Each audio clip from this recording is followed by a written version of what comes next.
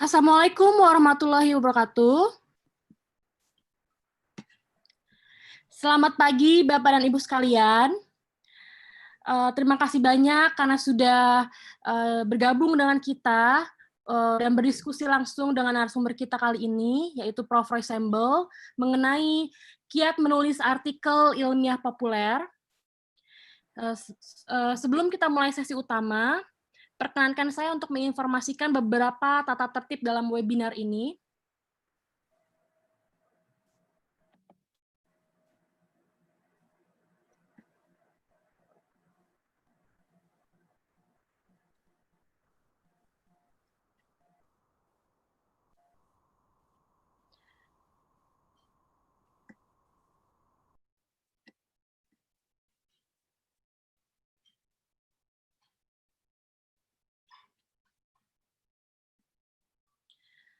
Baik, para peserta diharapkan dapat masuk melalui link Zoom dan link live YouTube yang sudah disediakan oleh panitia.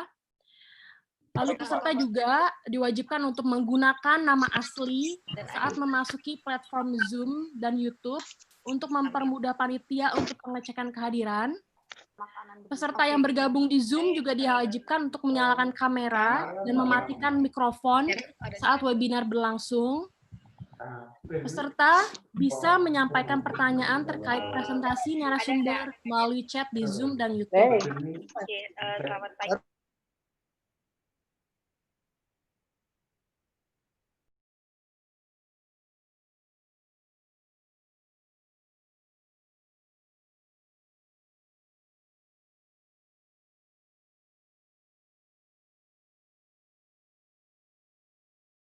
Perkenankan saya untuk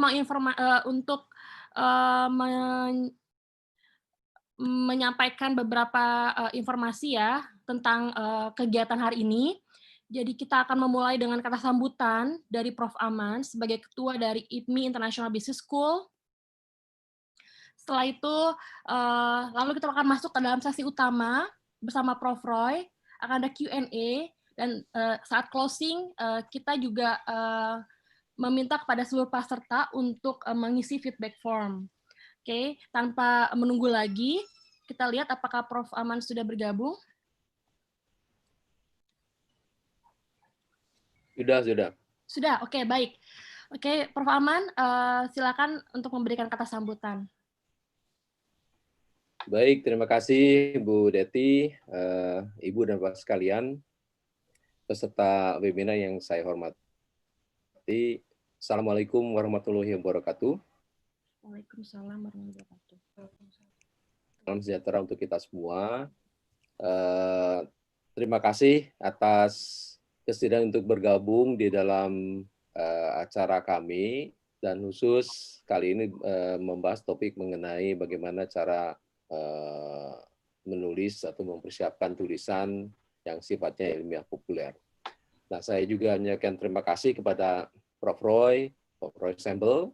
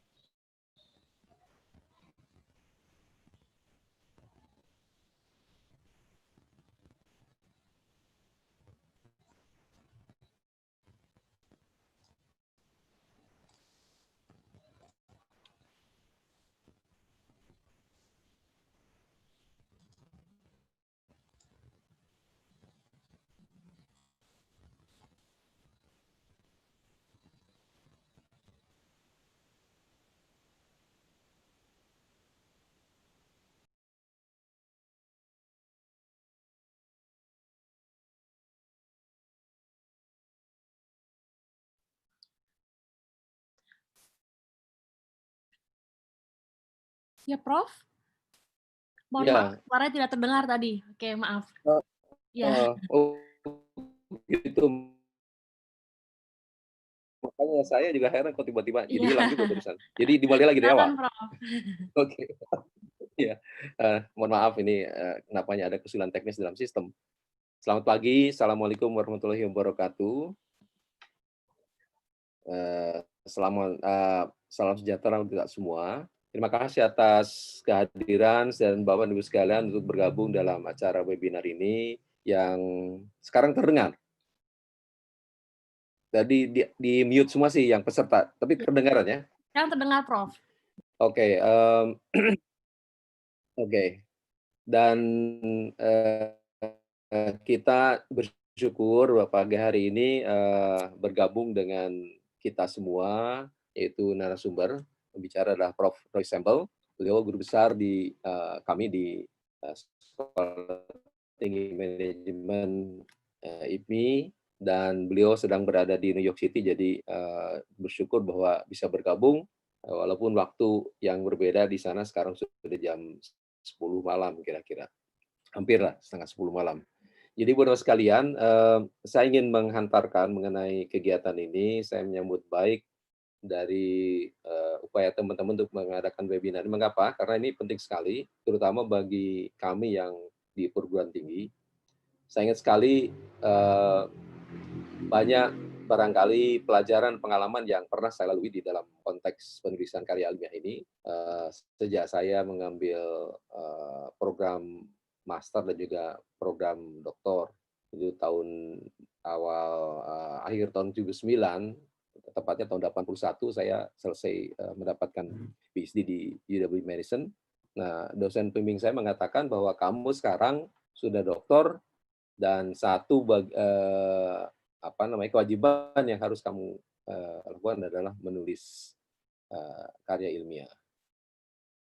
Karena memang tentu hanya menggunakan fakta, data, informasi yang biasanya dikaitkan dengan riset, tapi kalaupun misalnya kita tidak melakukan riset di laboratorium, kita sekarang banyak bisa melakukan riset di berbagai sumber referensi yang tersedia, apalagi dengan zaman internet, zaman teknologi informatika ini, akses kepada informasi begitu terbuka. Nah, karena ini merupakan suatu semacam kewajiban, maka mau tidak mau, senang tidak senang ya, sebagai seseorang yang sudah mendapatkan latar belakang pendidikan tersebut, ya harus menulis karya ilmiah. Nah, apalagi kalau kita melihat peran kita sebagai dosen di perguruan tinggi, tentu ini menjadi tuntutan untuk bisa melakukan penulisan karya ilmiah. Nah, sekarang di dalam kurikulum, di dalam mungkin persyaratan menjadi dosen, salah satu yang selalu dituntut, terutama bagi perguruan tinggi, misalnya dalam proses akreditasi, itu sejauh mana publikasi, sejauh mana dari institusi tersebut terkait dengan performance atau kinerja dari para dosennya. Sehingga penulis karya ilmiah itu merupakan tuntutan tadi dari luar, karena sistem tersebut juga menjadi bagian yang ada di dalam DNA kita. Jadi itu sudah embedding di dalam dan mindset kita bahwa memang penulis karya ilmiah itu menjadi satu yang menjadi priority. Nah, kita exemplary ya, role model yang dalam apapun juga situasinya, beliau tidak pernah putus dari penulisan karya ilmiah ini. Sehingga tentu akan banyak insight yang akan disampaikan, trik-trik dan motivasi apa yang bisa diharapkan bisa dikembangkan atau dipupuk oleh kita, sehingga penulisan karya ilmiah menjadi satu bagian yang dikerjakan dalam kegiatan kita sehari-hari. Saya waktu dinasehatin oleh advisor saya tahun 80 itu, waktu saya pulang ke Indonesia, ada satu guru besar yang ada di IPB, sudah almarhumah sekarang, Nah, beliau Mas, jadi itu pembinaan penelitian almarhumah Profesor ya Koswara. Itu menekankan juga kepada kita semua di perguruan tinggi bahwa publish secara aktif melakukan penulisan karyanya, baik yang sifatnya berbasis pada penelitian maupun yang sifatnya populer. Tentu kedua ini menjadi bagian tidak terpisahkan di dalam tadi saya katakan DNA dari para dosen.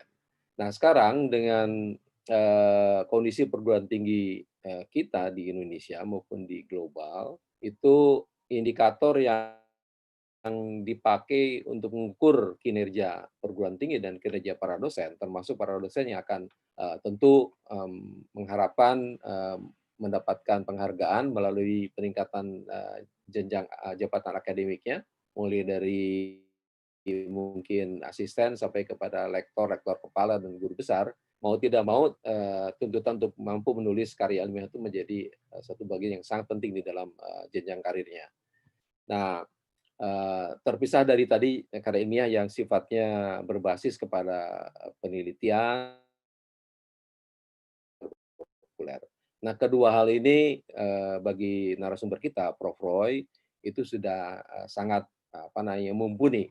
Nah, yang bagus juga yang saya ikuti Pak Prof. Roy karena sama-sama berasal dari alma mater dari Bogor. Itu Pak Roy itu punya latar belakang statistika, ilmu statistika, dan di situ memang dalam menulis itu selalu menggunakan suatu sistematika pola pikir yang runtut dan berbasis kepada facts and evidence. Jadi data itu menjadi bicara banyak di dalam mengulas suatu isu yang akan diangkat. Oleh karena itu maka sudah bersedia untuk menjadi narasumber, dan saya yakin dari pengalaman dan dari pengetahuan yang Prof. Roy kuasai, itu akan memberikan pencerahan dan juga meningkatkan motivasi kami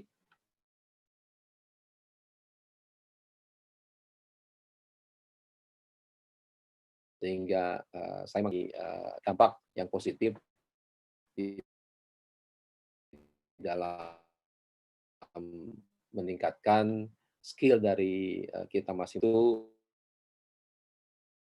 mendorong, mempersiapkan diri tadi dosen, bagi para dosen, kalau mungkin yang lainnya yang tetap ingin memberikan kontribusi dalam menuliskan karya ilmiah secara sistematik, ada metodologinya, dan ini akan disampaikan oleh Prof. Roy. Saya kira Bu Deti itu sebagai pengantar dari saya, dan selamat mengikuti acara ini, semoga berjalan dengan lancar dan sukses, dan sampai ketemu lagi. Sekian, Assalamualaikum warahmatullahi wabarakatuh. Waalaikumsalam warahmatullahi wabarakatuh. Terima kasih banyak Prof. Aman atas kata sambutannya yang menarik. Satu hal yang bisa kita petik yaitu penulisan artikel baik ilmiah maupun populer tidak bisa dipisahkan dari DNA para dosen. Setuju ya Bapak dan Ibu? Oke, selanjutnya perkenankan saya untuk memperkenalkan narasumber kita pada acara webinar hari ini. Nah, narasumber kita kali ini adalah sosok yang sangat handal dalam penulisan artikel populer. Saat ini jumlah artikel populer yang sudah diterbitkan lebih dari 1.000. Maka mari kita lihat sekilas profil beliau. Jadi Prof. Roy Sembel memiliki pengalaman lebih dari 35 tahun di dunia akademis dan praktisi bisnis. Dan saat ini Prof. Roy adalah profesor yang di bidang keuangan dan juga investment di IPNI International Business School. Oke, berbicara tentang artikel populer, biasanya yang suka ada di pikiran para penulis, terutama penulis pemula, adalah bagaimana mencari ide, bagaimana menuangkannya dalam tulisan yang baik, apakah lebih baik menggunakan bahasa casual atau formal, dan pertanyaan lainnya. Nah, maka untuk tahu lebih lanjut mengenai penulisan artikel populer, mari kita simak saja langsung penjelasan dari Prof. Roy. Silakan Prof. Roy.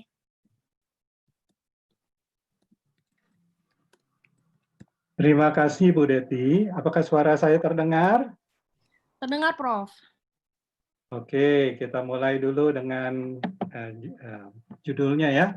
Jadi, selamat pagi semuanya. Terima kasih juga Prof. Aman yang telah memberikan pengantar yang luar biasa, singkat, padat, dan berisi. Dan kemudian juga kepada semua peserta yang telah hadir, baik yang di Zoom, ada 100 ya, maupun yang di YouTube nantinya. Saya belum lihat yang YouTube ada berapa. Anyway, terakhir setahu saya hampir 400 ya yang daftar ya. Jadi mohon maaf nggak bisa semuanya diakomodasi di Zoom, karena ini Zoom-nya dibatasi 100, sisanya jadi bisa dilewat YouTube ya. Atau nanti kalau yang nggak kebagian, mungkin nanti bisa lihat hasil rekamannya ya. Oke, jadi judul artikelnya, judul seminarnya adalah Kiat Menulis Artikel Ilmiah Populer ya. Nah, bagi yang belum mengenal IPMI, karena ini sebenarnya diselenggarakan oleh IPMI, ini adalah Bapak pendiri dari IPMI, Bapak Profesor Bustanil Arifin almarhum, yang punya visi depannya untuk memberikan pelatihan kepada para pemuka bisnis di Indonesia, supaya bisa berkinerja baik, menghadapi kompetisi yang luar biasa, dan di kancah internasional, dan berdasarkan teori-teori yang mumpuni, dan juga pengetahuan lokalnya yang mantap, juga globalnya bisa bersaing. Ya, kira-kira seperti itu. Ya. Oke. Nah, ini sedikit ada video tentang IPMI-nya, IPMI International Business School. Inspiring, pioneering, mind-shaping, impacting.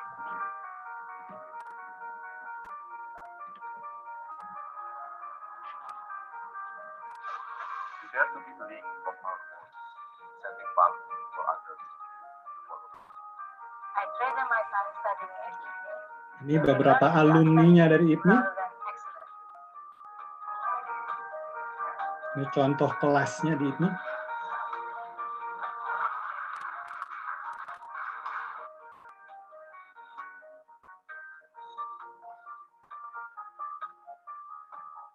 Ini learning center-nya atau library. Dan ini adalah di social house-nya atau kantinnya. To the global community. IPMI, International Business School, globally connected, locally embedded. Oke, baik. Kita lanjutkan ya. So, ini tadi sekilas tentang diri saya. Jadi, sebagian dari hidup saya ada di akademisi, sebagian di praktisi. Kalau nanti bisa dilihat langsung di slide yang akan dibagikan ya. Oke.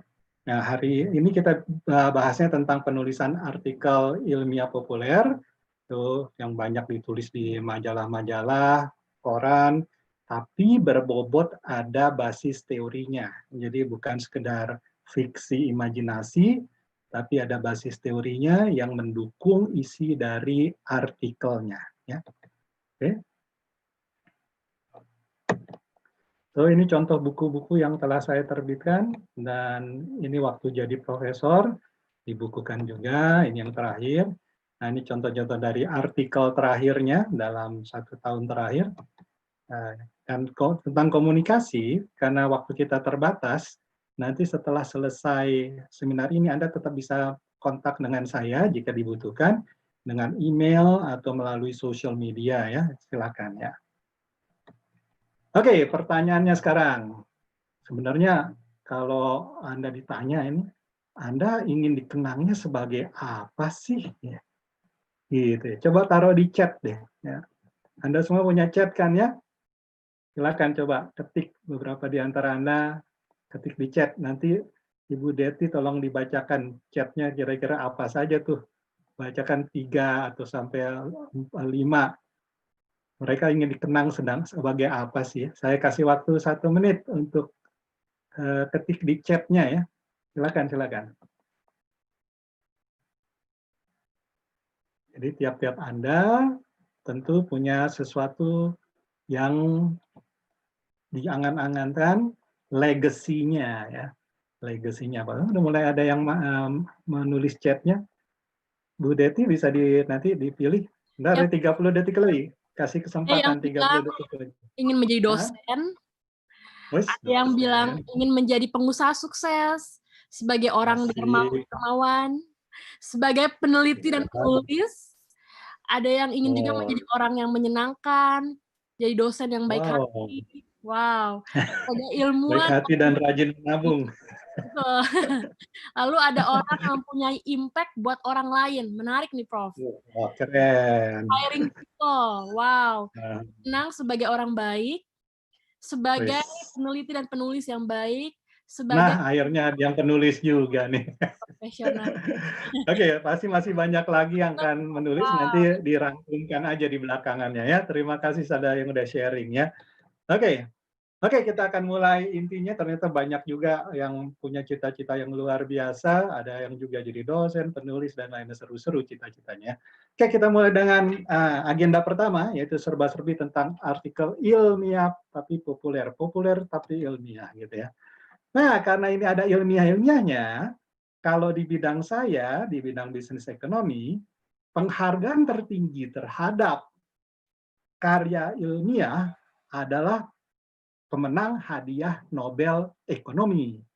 Pertanyaannya, ada yang tahu nggak pemenang hadiah Nobel Ekonomi tahun lalu siapa? Coba ketik di chat-nya, ya silakan.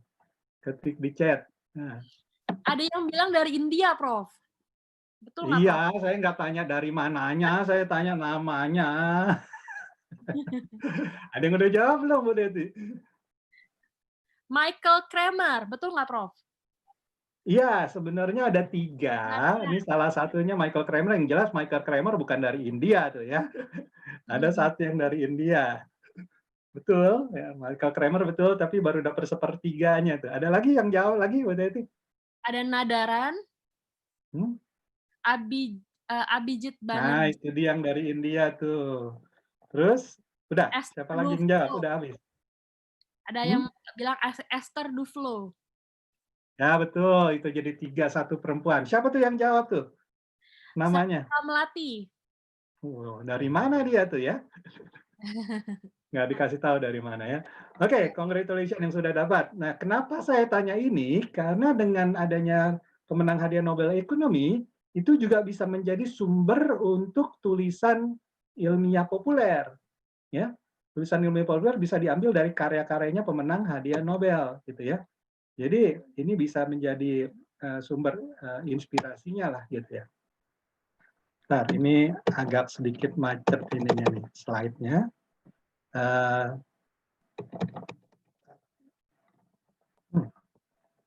Coba saya stop share-nya dulu. Saya lihatnya. Nah, ini dia. Oke, saya mulai lagi sharing screen-nya. Tadi sempat agak macet sedikit. Ya. Tadi kita mulai dari pemenang hadiah Nobel. Kemudian ini dia contohnya. Ini beberapa artikel yang saya tulis berdasarkan pemenang hadiah Nobel. Ya. Setiap tahun itu sekitar bulan Oktober pertengahan diumumkan pemenang hadiah Nobel. Dari situ saya langsung tulis tuh, jadi tulisan yang tentang mereka ini, tentang karyanya apa nih 3 pemenangnya. Juga misalnya Nobel Ekonomi tahun 2017 juga saya tulis ada di sini ya, fenomenanya apa dan seterusnya ya. Anda bisa mempelajari semua pemenang hadiah Nobel Ekonomi yang ada supaya Anda bisa dapatkan tentang logikanya apa, karyanya apa, memperkaya juga pengetahuan Anda. Bagus juga untuk memperkaya literatur, mau bikin tesis atau mau bikin skripsi atau disertasi, gitu ya. Karya yang dikutip adalah karya pemenang Nobel, luar biasa. Ini contoh-contohnya. Nah, pemenang Nobel yang sebelum tahun 90-an, nama-nama terkenalnya ada James Tobin yang suka di ekonomi keuangan, suka namanya Tobin's Q ya. Kemudian ada Milton Friedman yang suka di di moneter. Kemudian ada Paul Samuelson. Nah, kalau Simon Kuznets ini yang mempropos PDB, produk domestik bruto ya. Kemudian ada lagi nih kalau yang di keuangan, capital asset pricing model dan teori portfolio, Harry Markowitz dan William Sharpe. Kemudian ada lagi tentang game theory. Nah, yang seru nih ada tentang game theory. Kemudian ada lagi tentang pricing derivatif misalnya. Ini contohnya tahun 2017 ini tentang rupanya tentang dari psikologi nih. psikologi nyambung ke ekonomi, jadi namanya behavioral economics ya. Kemudian ini tahun 2013 contohnya, ini tentang teori pasar efisien Pak Eugene Fama, tapi dilawankan dengan yang tidak percaya teori pasar efisien, Robert Shiller. Kalau yang di tengah-tengahnya ini adalah untuk metodologinya. Nah, kemudian tahun 2012, ini pemenang hadiah Nobelnya Alvin Roth dan Lloyd Shapley. Ini contohnya mereka. Alvin Roth kebetulan nih guru saya waktu di University of Pittsburgh ya. Ini dua fotonya seperti ini. Nah, kemudian kalau 2011 ini Thomas Sargent sama Christopher Sim, ini tentang ini dampak dari economic policy baik dalam jangka pendek, jangka panjang. Nah, kebetulan saya ada fotonya juga. Nah, ini coba lihat fotonya. Nah, kelihatan nggak fotonya? Kelihatan fotonya. Yang kanan namanya Profesor Tom Sargent. Tadi kan pemenangnya dua, Tom Sargent sama Christopher Sim. Kalau yang kiri kayaknya sih bukan Christopher Sim, kayaknya ya. Nah, ya udah, kira-kira mirip siapa ya? Mirip juga, masih mirip kayaknya. Oke, anyway, ini contoh-contohnya aja. Nih selanjutnya nih, yang terakhir nih, yang tadi 2019 ya, Abhijit Banerjee, Esther Duflo, dan Michael Kramer ya, tentang experimental approach untuk mengurangi kemiskinan global dan juga pendidikan yang kurang. Gitu. Oke, nah pertanyaan saya berikutnya, emangnya kalau kita biasa menulis, apa sih manfaatnya? Silakan ketik itu, ketik di chatnya masing-masing. Kasih tahu namanya dan asalnya dari mana, biar Bu Deti bisa bacain yang seru-seru. Apa sih kira-kira manfaatnya kalau kita biasa menulis? Silakan mulai ketik, saya kasih waktu 30 detik ke depan. Sebutkan juga namanya sama ininya, sama asalnya, afiliasi institusi. Silakan Bu Deti, mulai dibacakan, kayaknya udah mulai ada yang masuk tuh. Ada Ita Fitriana dari Bali, biar jadi makin pintar. Lalu ada Rusawan, logika berpikir analitis terbangun. Waduh, keren. Ilmiah banget tuh. Seperti sungai, makin mengalir, makin bersih sungainya. Wis, imajinasinya jalan. Ada Yuswakin Sukin dari Bekasi, membagi pengetahuan kepada orang lain. Wih, mantap. Lalu ada dari Arif Kuswanto untuk brainstorming. Laviani Agustiana dari Lampung menyampaikan informasi. Luar biasa, ada dari Bali, Lampung, Bekasi, dan seterusnya nih ya. Julius Manulang dari Bandung, inspirasi bagi inovasi dan kreativitas pembaca. Lalu ada dari Astra Autoparts, Mbak Sari, untuk banyak belajar. Lalu ada Oke. Nah, cukup dulu. Jadi nanti bisa dilihat di chat ya, yang memberikan kontribusinya luar biasa. Terima kasih. Nah, ini dia. Kebetulan saya punya artikel. Artikel yang judulnya menulis, siapa takut? Ya, ini kan salah satu hal yang menarik dari artikel ilmiah populer adalah nanti kita lihat dari judulnya ya, untuk menarik perhatian. Nah, ada manfaatnya di dalam artikel ini, ada bagian mempropos tentang manfaatnya. Ini contoh-contoh manfaatnya. Kalau pakai gambar kira-kira kayak begini nih manfaat yang bisa didapatkan dari menulis. Tahu UUD nggak? Ya, bisa dapat duit dari menulis, baik dari menulis artikel dapat honor, kemudian menerbitkan buku kalau laris lumayan dapat royalti dan seterusnya ya. Tadi ada juga yang bilang berpikir terstruktur, melatih berpikir kreatif untuk mengkomunikasikan gagasan, tadi ada yang tentang brainstorming. Nah, juga ada ini tentang personal branding, ada yang itu nggak di chatnya tentang personal branding ya, kayaknya belum tadi ya. Nanti bisa dilihat sama Bu Deti ya. Anyway, ini contoh-contohnya aja manfaatnya. Manfaatnya masih lebih banyak lagi sih.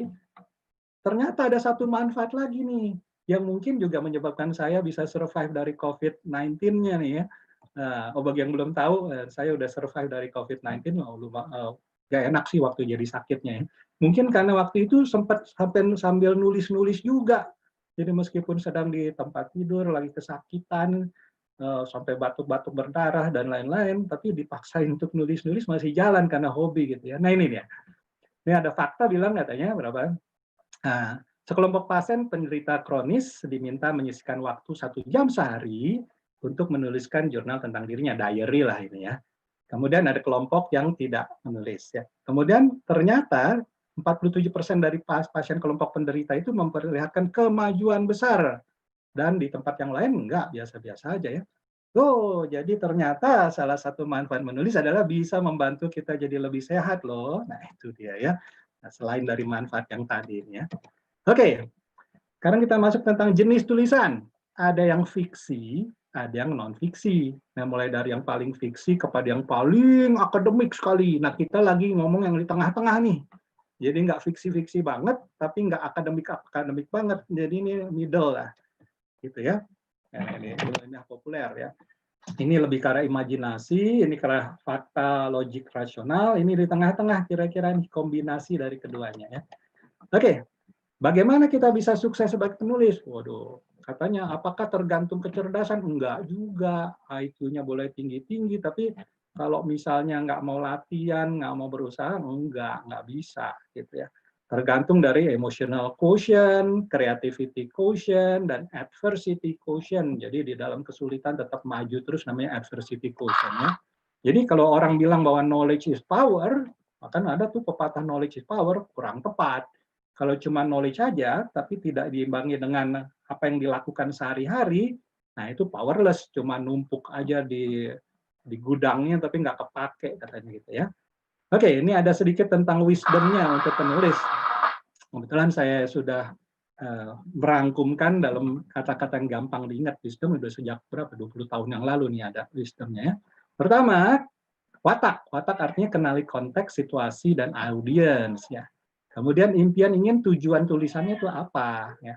Kemudian siasat, strategi komunikasinya apa. Nah, kemudian didik, belajar lebih lanjut tentang topik, otak-otak, nah ini dikerjakan nih.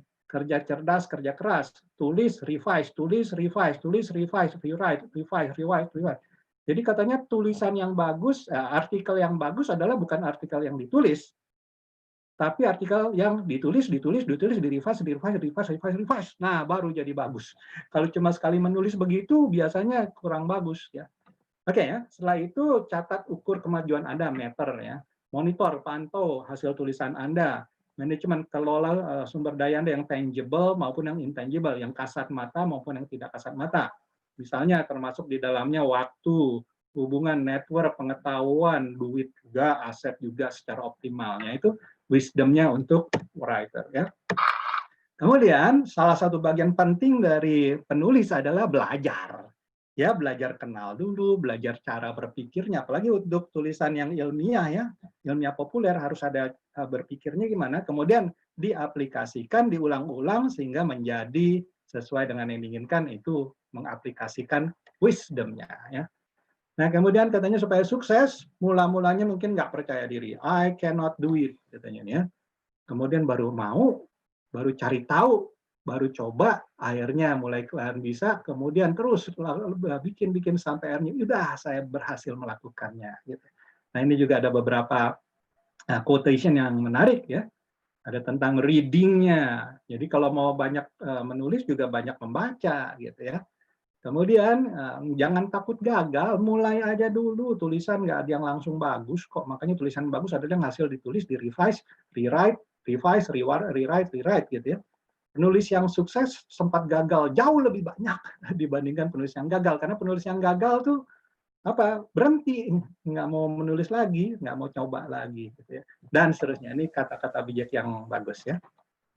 Oke, kita selesai bagian pertama. Nah, untuk Anda sendiri, untuk pembelajaran Anda, coba ditulis, Anda dapat hal apa yang dipelajari dari bagian pertama. Saya kasih waktu 1 menit. Yang mau sharing di chat juga boleh, nanti dibaca sama Bu Deti. Kira-kira 3 hal apa? Ya kalau ditaruh di chat mungkin 1 atau 2 hal aja. Barusan kita udah lewat session pertama nih secara cepatnya. Anda dapat apa tuh? 2 atau 3 halnya, silakan.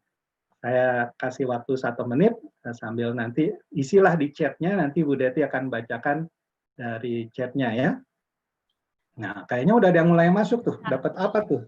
Ada yang bilang jangan takut untuk memulai, teknik dasar dalam menulis, banyak baca, berani mencoba, ada kemauan. Ada namanya nggak, Bu Deti? Disebutkan dong namanya.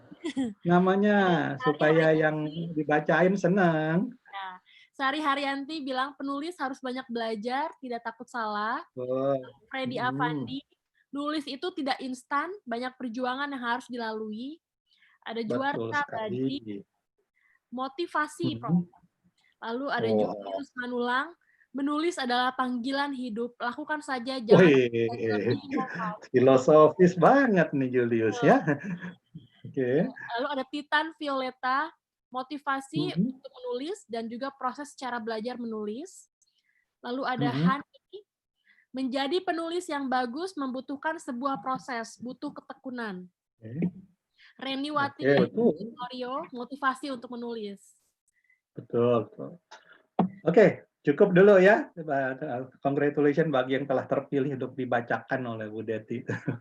Nah, nanti ada beberapa pertanyaan lagi yang kita menggunakan chatnya untuk nanti dibacakan juga yang kontribusinya ya.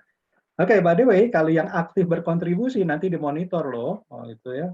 Nanti ada hadiahnya dari saya. Nanti dipilihkan 3 yang paling aktif berkontribusi di chatnya ya. Tolong para panitianya, Bu Deti dan kawan-kawan nanti pilihkan 3 serta yang paling aktif. Tapi internalnya IPMI nggak boleh ya. Nggak boleh. Cuma yang dari eksternalnya, nggak boleh yang dari IPMI-nya. Kalau dari IPMI kan udah dapat macam-macam. Oke ya, saya lanjut lagi. Session kedua. Bagaimana kiat-kiatnya tips menulis artikel ilmiah populer? Nah, ini dia. Dari mana sih dapat gagasannya, Pak? Ya, dari mana-mana. Harus banyak membaca, banyak mengamati, banyak berpikir, mikir, ya, banyak merenung, banyak berimajinasi, banyak berdiskusi, banyak menulis, yang kayak begitu ya. Ini benar-benar kerja keras dan kerja cerdas. Kalau nggak banyak begini, inputnya nggak banyak, outputnya ya nggak banyak juga gitu ya. Berat. Jadi perlu ada 7I-nya juga. Imajinasinya harus jalan, dari imajinasi itu muncul idenya, sehingga terinspirasi untuk menulis, menulisnya menjadi suatu inovasi yang memberikan perbaikan, kemudian yang bisa diimplementasikan, yang menghasilkan perbaikan improvement, sehingga menghasilkan sesuatu yang bisa diwariskan bukan cuma saat ini, tapi di masa depan. Imagination, ideation, inspiration, innovation, implementation, improvement and inheritance ya. Oke, lanjut. So, kalau mau mulai menulis apa? Yang salah satu yang ada alat bantunya adalah yang namanya mind mapping. Ini dari Tony Buzan ya, silakan di Google nanti. Ini contohnya, topiknya apa? Kemudian dari topiknya ini kita definisi subtopiknya apa? Dari subtopiknya ini ideas yang terkait apa kita coba daftarkan, cuman kemudian kita lihat dari mana yang kita mau gali lebih lanjut. Nggak mungkin semuanya kita gali, kita pilih. Mungkin tulisan pertama tentang yang ini. Nanti kalau mau tulisan keduanya nanti tentang yang ini. Dari situ bisa banyak tulisan dari satu topik saja ya. Yang penting ada ini, ada pertanyaannya why, kenapa ini jadi penting sih? Kemudian what, apa jadi itu intinya? Kemudian kapan ini relevannya ya? Kepada siapa? Dan bagaimana isinya, lalu implikasinya apa, so what-nya apa, kalau setelah dilakukan ini, baca ini, apa take aways-nya gitu ya. Nah, supaya lebih seru, coba ada kaitannya dengan isu terkini nggak yang lagi banyak dibicarakan orang. Ini namanya kan lagi mau populer ya. Kemudian kalau komunikasinya, jangan terlalu serius, tapi jangan terlalu santai, nggak ada isinya. Harus edutainment, ada education-nya, tapi ada entertainment-nya. Pakailah analogi atau metafora ya. Jadi mau menjelaskan sesuatu, tapi pakai sesuatu dulu yang mirip-mirip ya, meskipun tidak dari sini, tapi bisa terkait satu dengan yang lain ya. Misalnya mau menjelaskan pasar modal, ada lapangannya jadi kayak main bola gitu, ada lapangannya, ada pemainnya, kemudian ada wasitnya, kemudian ada penontonnya, dan seterusnya, ada cara hitung skornya, yang kayak begitu ya. Jadi analogi, ada dua hal yang kelihatannya berbeda, tapi ternyata ada persamaan. Pada saat penyampaian, saya banyak menemukan itu kalimatnya panjang sampai ada anak kalimat, jadi kalimat utama, anak kalimat, cucu kalimat, cicit kalimat, satu halaman nggak selesai-selesai kalimatnya, capek lah. Ada yang pikir kalau kalimatnya panjang itu jadi bagus, enggak juga. Kalimat panjang itu menunjukkan Andanya masih bingung gitu ya. Jadi sederhana aja, yang penting ada subjek, predikat, objek, keterangan ya. Kadang-kadang objek keterangannya nggak terlalu penting. Yang penting ada subjek predikat for 90% of the sentence, kecuali kalau yang lagi ada seru-seruan begitu ya. Gaya bahasanya dicoba lincah dan sersan, serius tapi santai. Karena ini kan populernya nih, ada populernya. Jangan terlalu banyak ininya, ilmiah-ilmiah banget, nanti jadi artikel ilmiah yang di jurnal gitu ya. Oke, nah untuk itu, tips untuk tulisan berikutnya, pelajari isu yang penting. Pelajari teori yang relevan, pelajari riset. Nah, karena ini ada ilmiahnya, teori dan riset sebelumnya juga kita harus pelajari ya. Kemudian, karena demikian banyaknya yang mungkin muncul dari teori dan risetnya, maka yang terkait dengan isu pentingnya kita definisikan yang mana yang mau kita bahas. Kayak tadi waktu bikin mind mapping kan ada banyak cabangnya. Cabang mana yang kita mau bahas supaya nanti tulisannya lebih fokus gitu ya. Dan tentunya berikutnya pengumpulan datanya, pengumpulan informasi dan dianalisisnya menggunakan teori-teori yang ada ya, karena ini ada ilmiahnya. Kemudian dilakukan secara runtut dan logis karena ini ada ilmiahnya. Pemaparannya supaya populer tadi ada edutainment-nya, edutaining ya. Nah, supaya lebih ada eye catching bisa dilengkapi dengan tabel gambar yang informatif tentu ya. Dan terakhir, kan tadi ada why, what, who, when, how, dan harus ada so what-nya. Jadi so what gitu loh. Jadi kenapa emang kalau udah baca tulisan ini, apa sih pesan yang mau disampaikan utamanya gitu ya. Itu adalah take aways-nya bagi para pembaca apa. Oke? Itu dia. So, ini contohnya satu artikel yang pernah saya tulis. Coba perhatikan, judulnya aja Serendipity. Oh, kalau dengar judul ini, Anda pasti bertanya-tanya kan, apaan sih itu serendipity? Ada yang tahu nggak serendipity apa? Coba tulis di chat, ayo. Kasih 30 detik. Apa yang muncul di kepala Anda kalau saya bilang ada serendipity? Oh, oke. Ada yang udah mulai nulis nggak di chatnya? Udah Ya, kata siapa Yuli namanya? Fajar Wulandari, nama film, Prof. Oh iya, itu ada nama filmnya, betul, betul. Judul film ada juga Serendipity. Pasti habis Google lah ya. Betul, betul. Kawan dan Hani juga bilang judul film. Banyak yang judul film, rupanya banyak yang gaul juga judul film. Benar, tapi yang dimaksud kalau sebelum ada filmnya itu ada apa tuh? Apa sih konsep secara akademis atau secara ilmiah serendipity itu apa sih sebenarnya? Kenapa filmnya itu judulnya Serendipity? Karena ada ininya, ada konsep serendipity-nya. Meskipun filmnya tentang yang filmnya bukan tentang yang ilmiah banget, tapi mengambil judulnya yang bikin orang bertanya apa sih serendipity? Nah, seru. Ada lagi yang menebak apa itu? Ada lagi yang jawab, Friendly Avati bilang penemuan yang tidak sengaja. Betul. Nah, ini nggak sengaja, kebetulan. Reniwati Siringoringo juga kebetulan, dan masih banyak lainnya, Prof. Ada Zulfadli Ardiansyah bilang keberuntungan yang unplanning. Dadang Edi. Nah, ini baru ini masuk konsepnya ya. Oke, good. Nah, jadi nanti tetap akan ada dipilih 3 pemenangnya tuh yang paling aktif dan menunjukkan konsep bagus jawabannya. So ini contohnya. Jadi pertama judul pentingnya. Kemudian paragraf pembukanya, coba nih lihat paragraf. Terbaca nggak ini? Halo, ada yang bisa baca? Kebaca nggak ya, Bu Deti? Terbaca, Prof. Jadi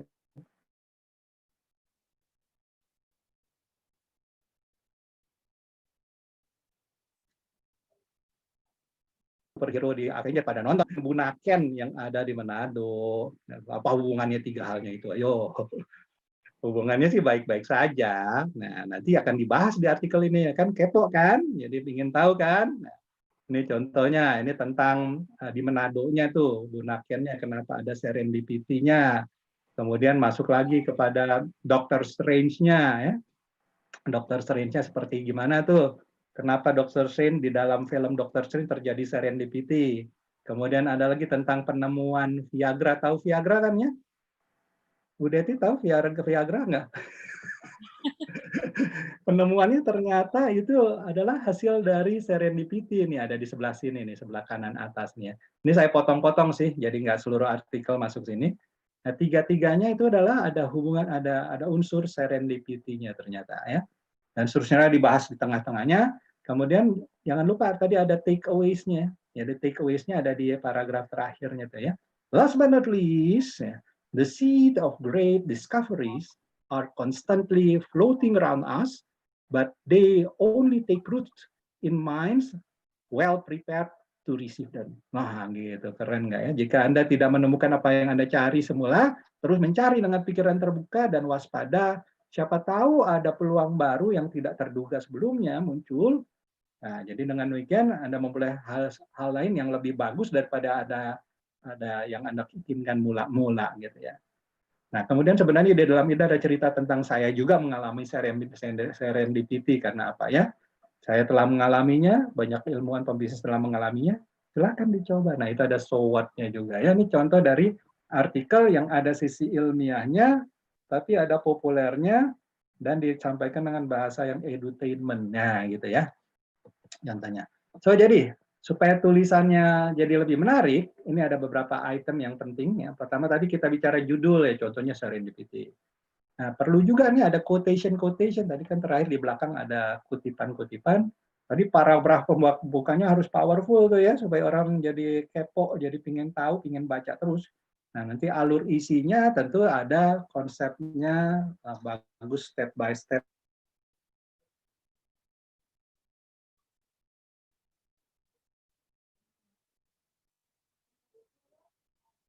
Humor sedikit lah, ya, supaya untuk ilustrasi, supaya jangan terlalu serius-serius amat, karena ini bukan ilmiah 100%, kan ada populernya. Dan jangan lupa penutup ada takeaways-nya apa, pesan takeaways-nya apa ya. Oke, contohnya judul. Jadi apa tuh? Judul eye-catching, bikin kepo, serius santai, trendy, bermain dengan kata-kata supaya orang, apaan tuh? Gitu ya. Nah, ini contohnya judul dari artikel yang pernah saya tulis ya. Nih judulnya opsi yang seksi. Apa itu? Ini tentang option pricing model nih. Sebenarnya nih ilmiahnya adalah yang pemenang Nobel tahun 97 tuh ya. Nah, option pricing model. Kenapa ada seksinya ada di dalamnya tuh ya. Kemudian ini kayak Kartini nih, habis CAPM terbitlah APT. Apa tuh? Jadi ada sekuensialnya gitu, kayak habis gelap terbitlah terang ya. Kemudian ada yang judulnya cuma satu huruf kecil, E. Apa tuh? Ini ditulis waktu lagi apa namanya, mulai dari yang e-banking, yang pakai gitulah, elektronik mulai booming, jadi semua yang pakai kayaknya udah ngetren ya, trendy ya. Kemudian apalagi ada kontes kecantikan di bursa saham. Loh, kok di bursa saham ada kecantikannya? Gimana nih analogi ya, antara kontes kecantikan dengan bursa saham gitu ya. Kemudian apalagi ya? Nah, kutipu kau. Wah, ini apa nih kutipu kau nih? Tentang tipu-tipuan laporan keuangan ini tipu-tipuannya. Nah, ini mainan dengan kata-kata, wrong issues tentang right issues. Kalau right issue kan adalah corporate aksi perusahaan di bursa ya. Namanya rights issue. Tapi ternyata dibahasnya secara salah. Kebanyakan orang bahasnya salah. Jadi saya bilang itu wrong issue yang dibahas tuh ya. Nah, apalagi tadi ada Viagra-nya, Viagra bursa bernama Dow Jones Industrial Average-nya. Juga tadi ada judul tentang serendipity, masih ingat ya? Ini ada juga judulnya yang angka nih, angka 15.000 apa nih, waktu rupiahnya dekat-dekat ke 15.000 nih. Jadi ini tentang international finance nih konsepnya gitu ya. So, itu contoh-contohnya. Nah, ini satu contoh yang ini artikelnya internasional dalam bahasa Inggris ya. Ini yang menyebabkan saya dapat semacam grant atau hibah untuk keliling ke 30 universitas di Jepang, di Korea Selatan, di Hong Kong, di Taiwan, di Filipina, sama di Thailand ya. Gara-gara artikel ini, kemudian ada kompetisi di antara dosen itu tahun berapa ya? 20 tahun yang lalu kalau nggak salah gitu. Ya sudah lupa-lupa juga. Ini gara-gara judulnya kayak begini, akhirnya jurinya milih saya. Jadi waktu saya tanya, kenapa saya dipilih? Salah satu jurinya yang senior bilang, saya ingin tahu beauty or beast-nya itu sebenarnya apa sih? Akhirnya dipilih saya jadi pemenang kontes untuk keliling ke 30 universitas itu, kasih kuliah umumnya di masing-masing universitas. Nah, itu contoh dari judul ya. Jadi setelah ada judul, ada quotation, ada kutipan yang inspiratif, tentu harus relevan, kadang-kadang kutipan yang rada paradoks. Nah, contohnya nih, ada kutipan yang paradoks, seorang ahli di bidangnya ternyata salah melakukan ramalan. Ini tahun 77, si Ken Olsen, ini adalah mantan dirutnya Digital Equipment yang waktu itu lagi seru-serunya dia ya. Dia bilang, nggak mungkin lah komputer dimiliki orang di rumah ya. Komputer itu cuma ada yang mainframe yang gede katanya gitu. Ternyata dia salah ya. Kemudian ini ada di tulisan saya tentang The Game of Competition, ini kutipannya dari Andrew Carnegie, ini seorang kaya pada zamannya dulu ya, tentang kompetisi. Dan kemudian ada tentang Alexander Graham Bell nih yang inovatornya, nih kutip-kutipan dari orang-orang terkenal gitu. Melakukan. Nah, berikutnya setelah judul dan quotation ada paragraf pembuka, yaitu tadi sudah ada contohnya di serendipity ya, semacam ice breaking, ada kejadian yang aneh tadi yang kadang apa hubungannya Dr. Strange sama Bu Naken sama Viagra ya. Atau bisa dengan pertanyaan atau dengan sedikit humor singkat supaya orang tertarik untuk baca lebih lanjut ya. Tadi nih serendipity ya. Nah, ini juga ada yang lain-lain ini tentang rumahku, istanaku, tentang kemudian ada tebak-tebakan, sorry ketutup sama ini. Anyway, ini contoh paragraf pembuka. Berikutnya alur isinya bisa diisi dengan meskipun tentang konsep yang ilmiah, tapi kita selalu bisa menyampaikan dengan gaya bercerita, ya bercerita pakai analogi metafora, tapi tetap harus logiknya runtut, ya. Ada basis teorinya dan ada basis aplikasi dari teorinya, sehingga ada unsur informasi yang bisa dicerna, sehingga ada sesuatu manfaat bagi pembacanya, ya. Ini contohnya nih. Alur isinya nih ada runtutnya di sini ya. Ada konsepnya, ada konsepnya tentang Schrödinger sketch. Nah, bagi yang tahu fisika kuantum pasti ini nih ya. Pasti tahu tentang ini ya, Schrödinger sketch-nya. Kemudian dihubungkan dengan fenomena bisnis yang namanya kurva S pada saat disrupsi, ada creative destruction ya. Jadi dua konsep itu ternyata saling berhubungan, tapi dijelaskannya secara runtut supaya orang bisa ngikutinnya gitu ya. Nah, ini dengan tadi yang tentang runtutnya ya, teori fisika dan aplikasi di bidang ekonomi bisnis, konsepnya ada di bisnis creative destruction, tambah ya ini tambah bumbunya. Nonton film Avengers kan ya? Ada nonton nggak Avengers? Nonton dong ya. Nah ini ada dibahas sedikit tentang Avengers waktu ini Infinity War yang kalah, tapi saya udah bilang, ini belum selesai. Ini waktu nonton film Infinity War, waktu abisnya kan kalah tuh si Thanosnya gini ceklek abis deh meskipun udah hampir mati karena dibacok sama si Thor, tapi ternyata sempat begini dulu sehingga hilang semuanya, separuh penduduk universe hilang ya. Kelihatannya udah selesai kalah gitu, tapi sih jangan ini kecewa dulu, ini belum selesai ceritanya karena ada teori fisika kuantum yang akan saya ramalkan di sequel berikutnya akan dipakai. Nah, benar ternyata dipakai yang Avengers di Endgame kan pakai teori fisika kuantum untuk time travel kan begitu. Nah, ternyata benar. Nah, kemudian nih tentang film juga. Ada yang nonton film Batman versus Superman nggak? Ada ya. Ternyata bisa jadi metafora tentang strategi dan implementasinya. Kenapa itu? Nanti bisa dilihat ya. Ternyata harusnya sih logikanya Superman bakal menang lawan Batman karena Batman manusia biasa. Superman ya namanya superhero banget. Tapi Batman berhasil mengerahkan segenap kemampuannya dari berbagai resources yang dia punya dengan taktiknya, persiapan yang luar biasa. Sementara Superman nganggap enteng. Akibatnya apa? Superman-nya bisa kalah lawan Batman pada film tersebut ya. Ini filmnya kayaknya udah 2 tahun yang lalu ya. Jadi nggak spoiler lah, ya, udah lewat filmnya. Gitu. Intinya begitu ya. Kemudian aplikasinya di mana? Nah ini kemudian aplikasinya kalau kita menghadapi krisis, jangan khawatir. Asal kita mau memanfaatkan semua resources yang kita miliki, kita bisa menang. Asal ada persiapan cukup, taktiknya benar, strateginya benar, semua resource bisa dihitung. Kira-kira seperti itu. Oke. Berikutnya dikasih gambar, tabel, kartun, humor, ilustrasi ya gitu ya. Nah, contohnya nih tentang menggambar pakai gambar ya. Ini ada artikel saya yang judulnya Persepsi versus Realitas gitu ya. Persepsi dikasih kutipan dulu di depannya. Orang cuma melihat apa yang ingin mereka lihat, jadi versinya mereka tentang dunia ini ya. Ini pada satu ketiga anak saya datang kepada saya, kasih tunjuk satu gambar.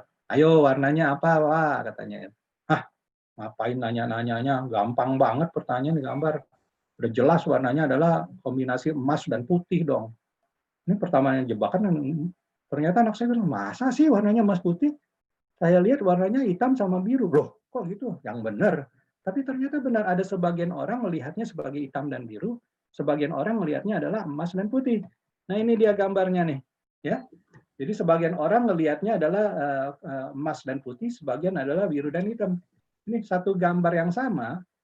Saya yakin sebagian dari Anda akan melihatnya di sini, saya termasuk yang melihatnya emas dan putih. Tapi sebagian dari Anda akan melihatnya mana yang biru, mana yang hitam, saya lihat. Mungkin ini hitam ya, ini hitam biru. Sebagian dari Anda akan melihatnya begitu. Ya. Atau kalau dibikin spektrum, kayaknya kayak begini. Kalau yang ngelihatnya emas putih, kalau spektrumnya mungkin kayak begini, yang ngelihatnya hitam biru, kayaknya yang kayak begini kali ya. Jadi gambar yang sama ini, simple gambarnya, tapi orang ngelihatnya bisa dua warna berbeda, ya kan? Bisa warnanya emas putih atau hitam sama biru. Bu Deti ngelihatnya warnanya apa? Saya lihatnya ada ada putih dan emasnya, Prof. Sama kayak saya. Ya, kayak. Dulu, Jadi Prof.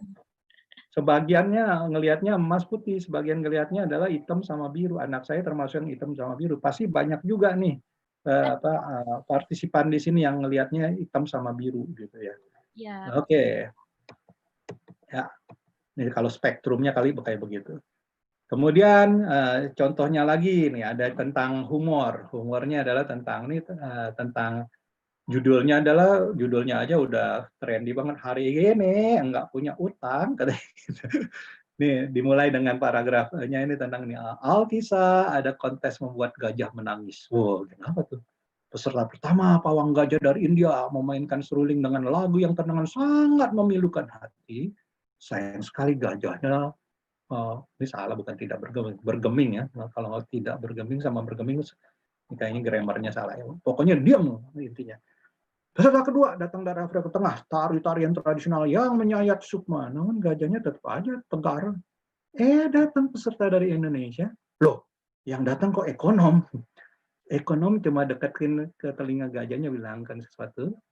Dan gajahnya menangis terseduh-seduh. Apa coba yang dibisikkannya? Waktu itu lagi lucu-lucuan aja. Yang dibisikkan adalah utangnya Indonesia 5.000 triliun rupiah. Nangis gajahnya gitu. Itu bercandanya begitu ya. Oke, ini ada juga tentang kutipu kau, dan koran-koran dan seterusnya, nanti baca aja gitu. Intinya adalah tukang koran jualan tentang penipuan, tentang bahwa korannya ada isi penipuan. Ternyata korannya nggak ada isi apa-apanya, jadi yang baca justru yang ketipu gitu. Kutipu kau, berita kayak kira-kira seperti itu ya. Oke, last but not least, paragraf penutup. Nah, ini paragraf penutup. Kayak tadi ya, perlu ada pesan atau takeaways-nya ya. Contohnya nih, ada artikel saya yang judulnya Arti Sebuah Nama. Ini kayak si William Shakespeare kan ya, what's in a name gitu ya. Nama mempengaruhi persepsi, persepsi mempengaruhi aksi, aksi memperkuat persepsi, muter gitu ya. Lingkaran self reinforcement ini bisa menjadi sangat kuat sehingga semua kegiatan berikutnya terpengaruh oleh nama atau julukan awal yang dipilih. Jadi moral ceritanya nih, pesan, hati-hatilah memilih nama, salah pilih nama bisa buntutnya panjang. Kemudian nih, tetap gagah setelah musibah. Ini paragraf terakhirnya.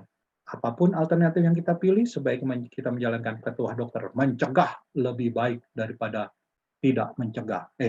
Mencegah lebih baik daripada mengobati. Jadi lebih baik dan seterusnya. Gitu ya. Ini ada pesannya dari paragraf penutup. Oke.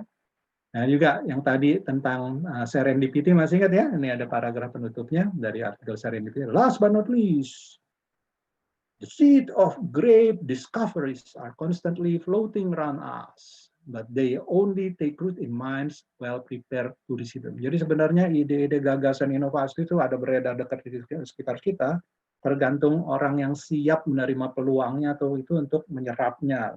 Kalau kita kurang banyak belajar, kurang banyak baca, kurang mau kumpulkan informasi, meskipun sudah ada di mana-mana, ya tetap di mana-mana, di awang-awang, nggak masuk ke serap gitu ya. Oke, so seperti itu serendipity. Baik, babak keduanya sudah selesai. Coba Anda rewind kembali. Apa tuh tadi yang kita ngomongin? Udah lumayan banyak yang kita ngomongin. Anda coba ditulis di chat ya. Saya kasih waktu 1 menit. Anda dapat apa tuh? 1-3 hal apa? Ya, tulis dari hasil dari 3 yang dari tadi ya.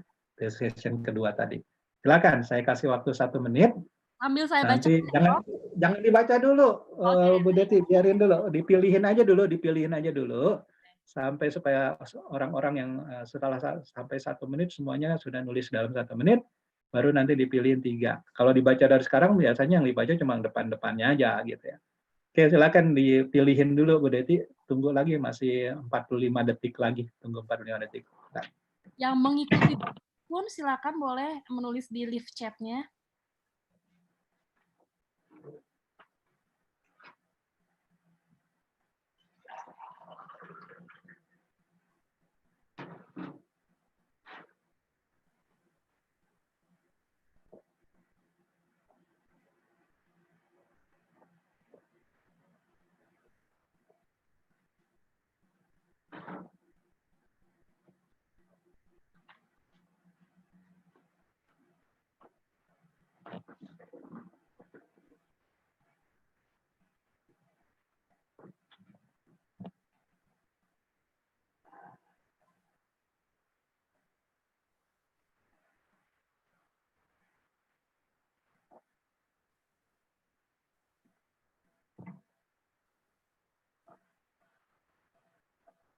Jadi nanti dari komen-komen yang masuk, chat-chat yang masuk, panitia akan pilih 3 orang yang dapat hadiahnya. Kalau dari saya hadiahnya nanti ada e-book-nya saja, buku elektroniknya ya, tentang waktu saya pidato profesor ya.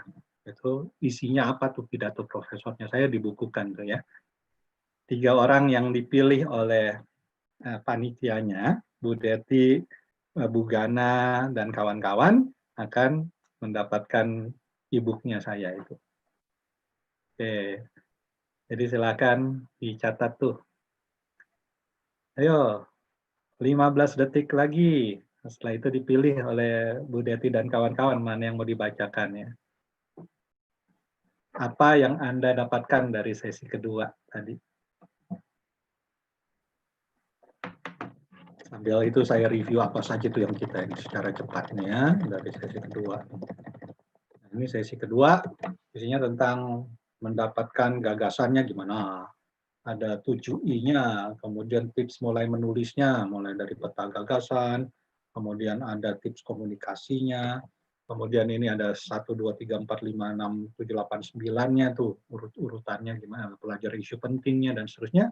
Dan kemudian, ini contoh artikelnya tadi ya, contoh artikel yang mempraktekkan yang hal ini. Ya.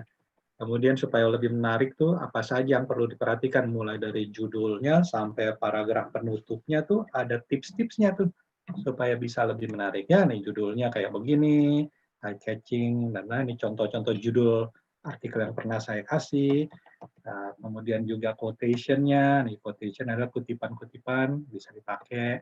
Kemudian paragraf pembukanya kayak di serendipity untuk bikin orang ini ya, bikin orang jadi apa namanya bertanya-tanya, ingin mengikuti selanjutnya, gitu. Masa begitu ya, ya. Atau ada ketawa-ketawa dikit, ada icebreaker-nya, ya.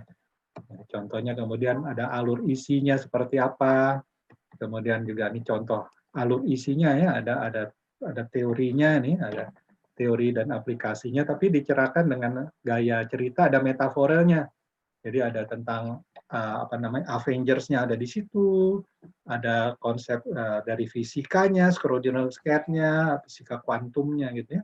Kemudian aplikasi ke bisnisnya ini ada 3 hal nih, dijadiin satu di artikelnya ini, tapi nyambung. Jadi ada urut-urutannya, ada logisnya nyambung, dijelaskan dengan gaya bercerita ya. Nah itu ya. Kemudian juga ada tentang ceritanya film Batman lawan Superman, apa hubungannya sama transformasi bisnis. Nah itu dikaitkan gitu, diambil analoginya ya. Kemudian perlu juga dilampirkan misalnya kalau ada gambar atau kartun yang kayak ini different perception yang tadi hitam sama apa tadi? Hitam sama biru ya. Yang mana yang hitamnya ya? Anyway, kayaknya mungkin yang ini hitam, ini biru. Tapi saya ngelihatnya ini kuning emas, kemudian di sini adalah putih. Ya, aneh ya. Oke. Anyway, kemudian ini dengan ada humornya tadi membuat gajah menangis. Gitu ya. Kemudian ini tentang tipu-tipuan, ada cerita lucu-lucuan. Gitu ya. Nah, itu tentang humor ilustrasi. Kemudian paragraf penutup. Pesan takeaways-nya so what gitu loh gitu ya. Setelah baca artikel ini apa aplikasinya.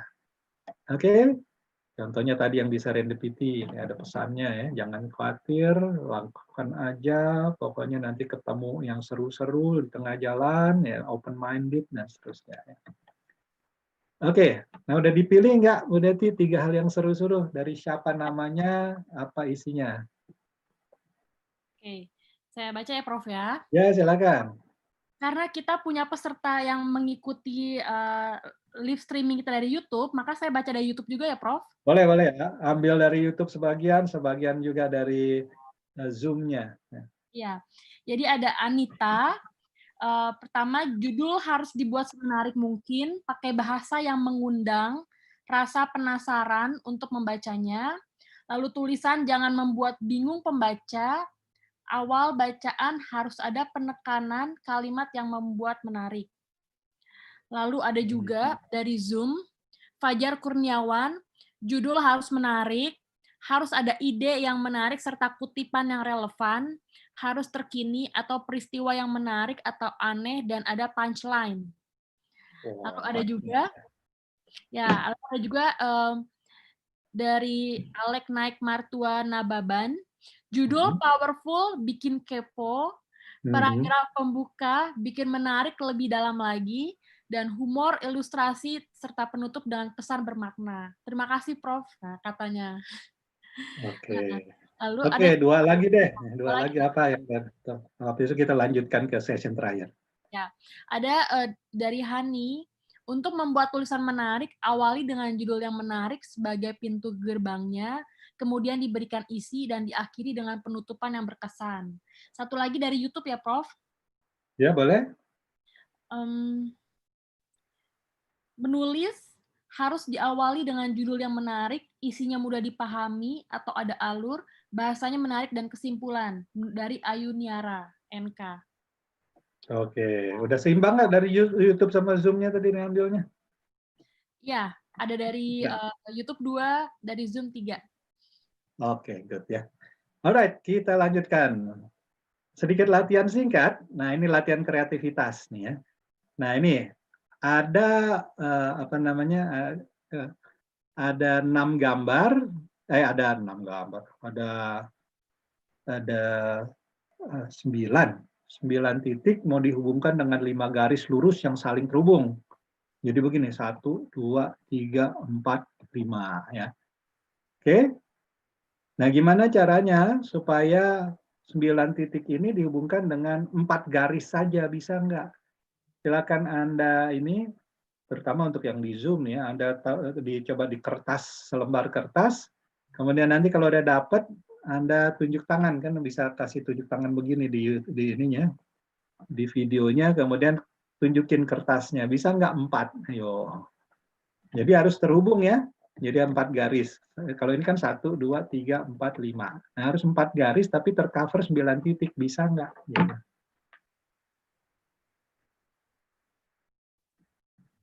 Ada yang udah bisa? Saya kasih waktu 1 menit. Kalau ada yang bisa, tunjuk tangan di videonya.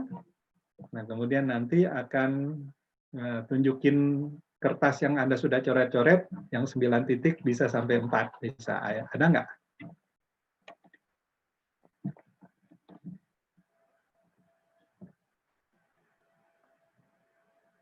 Ngerti kan maksudnya ya? Coba saya akan ngelihat ke ini. Saya stop share dulu.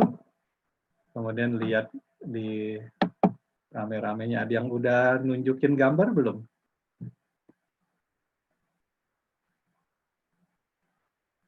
Oke. Ini ada 3 screen ini. Screen 1, screen 2, screen 3.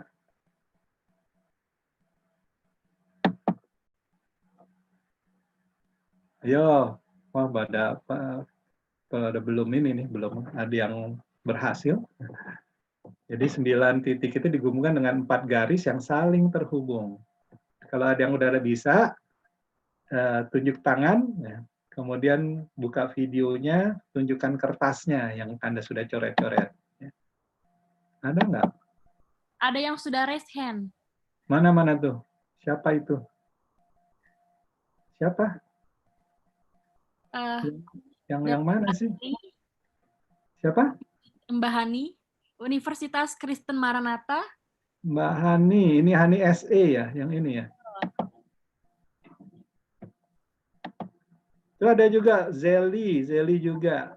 Ya. Oke.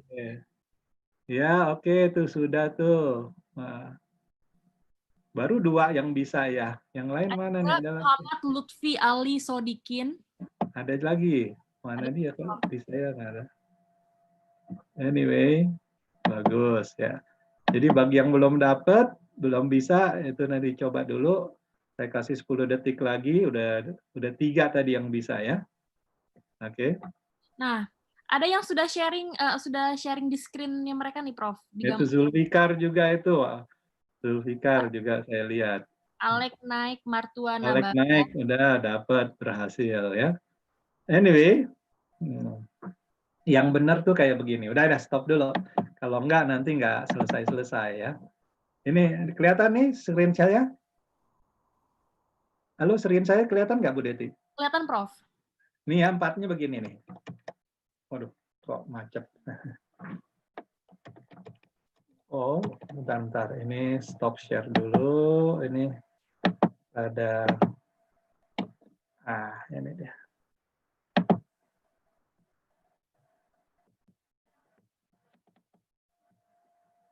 Oke, mana tadi share screen. Nah, share screen. Jadi 4 tuh kayak begini. Nah, tadi kan 5. 1, 2, 3, 4, 5. Kalau 4 gini. 1, 2, 3, 4. Jadi nggak boleh putus ya garisnya ya. Tadi ada yang share tapi masih putus tuh ya. 1, 2, 3, 4. Nah, kemudian yang rada susah adalah kalau 3 gimana? 3. Nah, saya kasih waktu 30 detik yang mau share. Untuk 3 seperti apa? Saya stop share dulu. Kalau ini kan 4, jadi harus garisnya nyambung terus ya, nggak boleh angkat, bolpennya nggak boleh angkat. Nah, gitu. Nah, sekarang 3, tadi ada yang 4 tapi bolpennya diangkat, nggak boleh tuh. Oke ya, sekarang 3 bisa nggak? Ya, silakan, saya stop share dulu. Stop share. Ada yang bisa?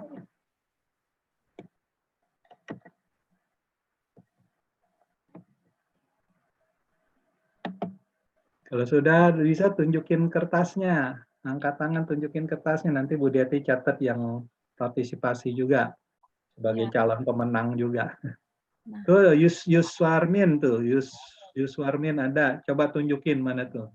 Terus Vita Dwi ada, Ita Fitriana ada.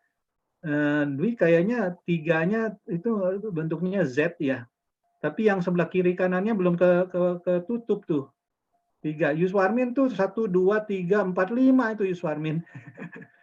Ita Fitriana itu bentuknya Z tapi 2 titik nggak kena. Ayo, belum kena.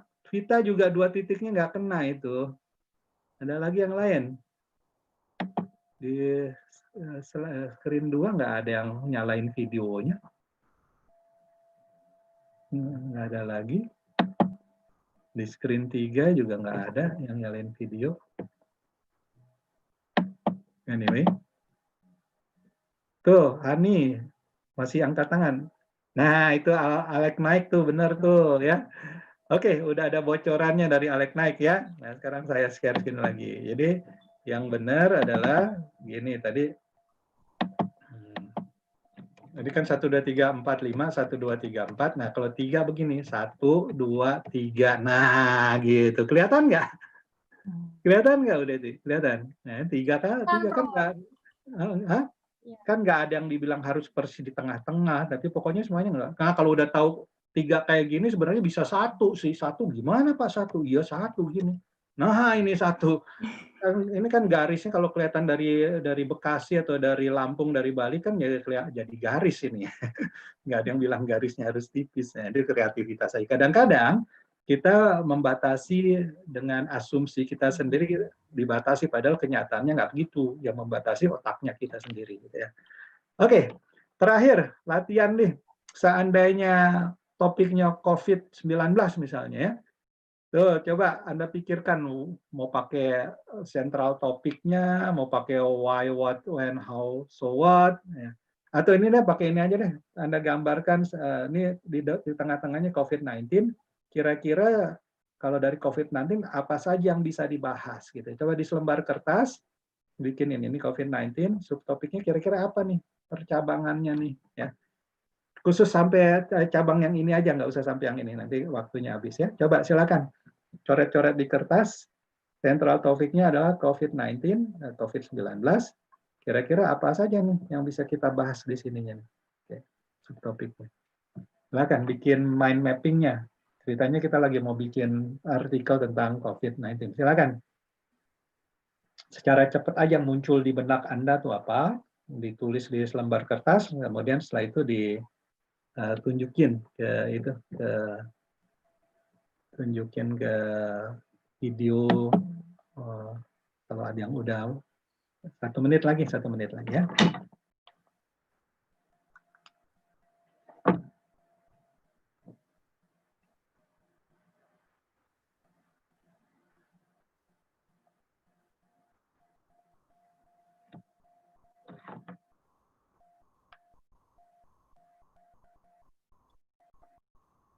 Ada yang udah?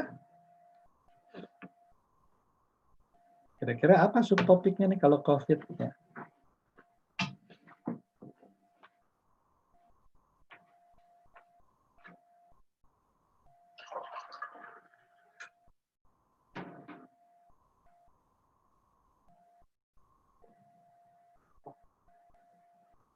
Silakan Pak Ibu, kok jika sudah boleh ditampilkan dalam screen ya, ditampilkan dalam videonya. Pak Fajar Kurniawan sudah, silakan. Mana tuh Pak Fajar tuh, di sebelah mana tuh layarnya tuh? Ada Zeli_KPH pesisir barat, Prof. Katanya Zeli, Fajar Kurnia, oke. Wah, oke, sudah ada tuh beberapa subtopiknya ya. Coba dibacain Pak Fajar, apa saja tuh subtopiknya tuh bacain. Saya unmute. Terima kasih Prof dan host.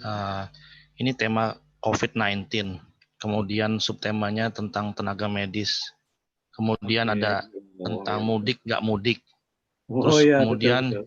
Himbauan diacuhkan. Sampai hoax beredar di kalangan ibu-ibu tentang COVID. Ini Ita Fitriana, coba Ita Fitriana dibacakan apa isinya tuh? Ya Prof, sebentar. Jadi untuk subnya itu apa itu COVID, karena banyak yang nggak ngerti ya. Kebetulan banyak pakai istilah asing. Terus mengapa pakai bahasa Inggris, bahasa asing gitu, nggak pakai bahasa lokal kita atau bahasa Indonesia. Terus bahayanya apa sih? Maaf Pak Prof, saya bacainnya nggak berurutan, saya melihatnya nggak begitu jelas. Ya, terus dampak ekonomi, solusi gitu, Pak Prof. Dampak ekonomi. Ya. Oke, sudah cukup banyak Bu Ita. Terima kasih. Ini ada juga Friendly Avandi nih. Saya unmute ya. Silakan. Friendly Avandi, saya unmute. Silakan baca. Yang pertama strategi dampak kesehatan, yang kedua dampak ekonomi, yang ketiga kendala yang dihadapi oleh ilmuwan, kemudian yang keempat tinjauan ilmiah, yang kelima strategi menghadapinya, Prof. Oke, wah lumayan nih udah banyak yang menjadi volunteer untuk angkat tangannya ya. Oke, kita lanjutkan yang terakhir nih ya. Saya share screen lagi. Nah, mana tadi? Oke. Ups, salah pencet. Nah. Oke. Share screen. Ya, itu contohnya cara memulai ini, mulai dengan mind mapping dulu, atau mau pakai why, what, when, how, who, dan so what-nya ya.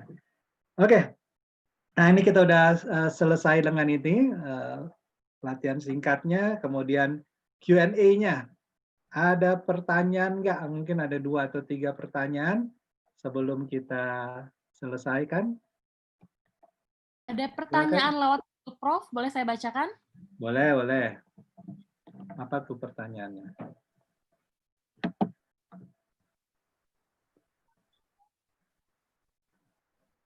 Pertanyaannya adalah,